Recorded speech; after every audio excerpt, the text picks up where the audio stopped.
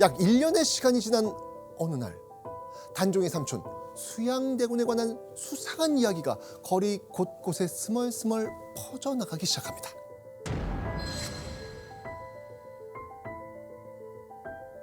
당시 백성들 사이에 삼촌 수양대군이 조카 단종을 위협해서 왕위를 빼앗으려고 그래 라는 소문이 쫙 퍼진 거예요.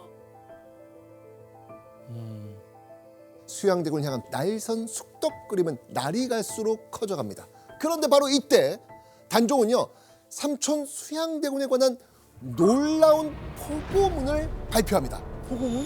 자, 단종이 내린 포고문 어떤 내용인지 정태우 씨가 단종의 심정을 좀 담아가지고 이 포고문을 한번 읽어봐 주시기 바랍니다.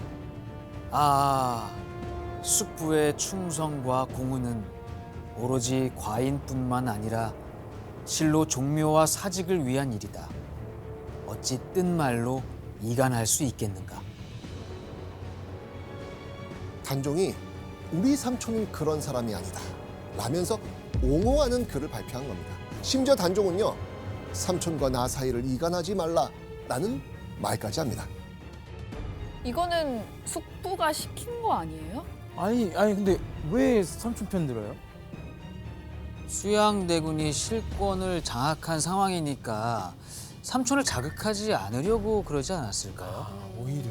네, 나라를 더 이상 혼란스럽게 만들고 싶지 않아서 또 나와 내 아내, 가족을 지키기 위해서 그러지 않았을까요?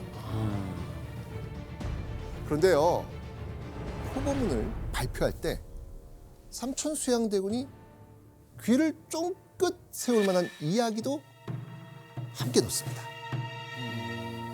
보시죠. 여러분 지금 단종이 무조건 순종하는 것 같죠? 이 다음 내용을 보겠습니다. 옛적에 성왕이 어리고 주공이 섭정하니 장차 나이 어린 왕에게 이롭지 못하리라 하였는데 무경, 관숙, 채숙을 죽인 뒤에야 안정되었다. 오늘의 와언의 변이 이것과 무엇이 다르겠느냐. 뭐죠 이게? 어떤 상황인 거예요? 자, 주공이 누구냐? 주공은요 고대 중국 주나라 무왕의 동생입니다. 주나라 무왕이 승하하면서 어린 나이에 그의 아들이 왕이 됐거든요. 그런데 삼촌인 주공이 섭정을 하는 것을 보고 주공이 조카를 죽이고 왕이 되려고 한다 라고 하는 소문이 세간에 쫙 퍼진 거예요. 이렇게 혼란스러운 소문을 틈타 반란이 일어났고요.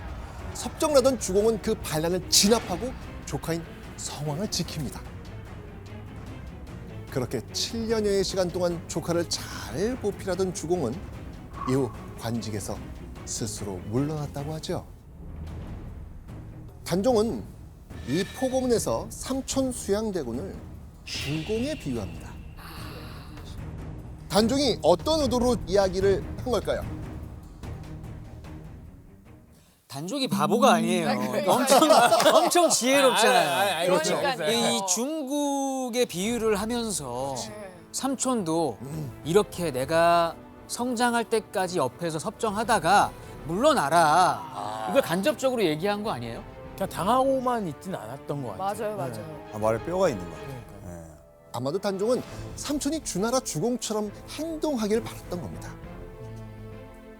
그리고 삼촌 수양대군에게 이런 선언을 한 거나 다름없었죠. 삼촌도 주나라 주공처럼 저를 보호해 주시고 왕위에는 욕심 부리지 말아주세요.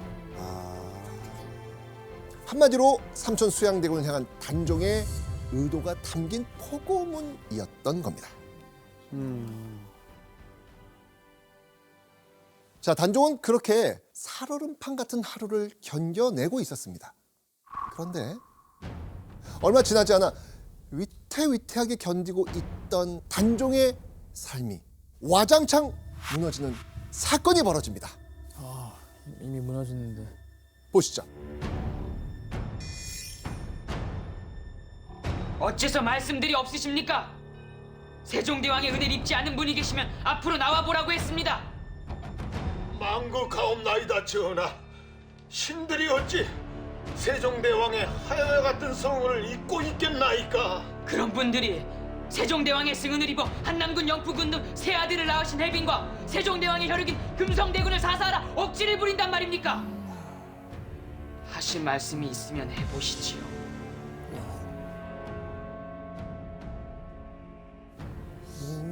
정태우 씨 이 장면 기억나시죠?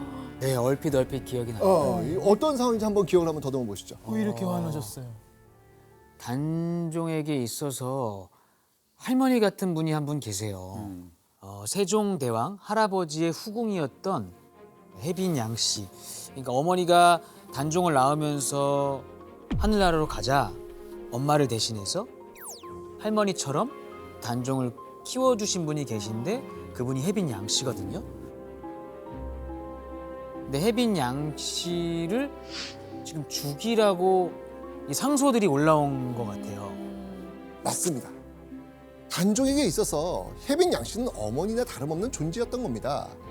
그런데 계유정난 이후 해빈 양 씨와 금성대군, 단종의 매형이었던 정종까지 함께 수양대군을 몰아내려 했다는 혐의가 씌워진 겁니다. 단종의 가장 친한 사람들이 지금 역모에 연루된 거예요.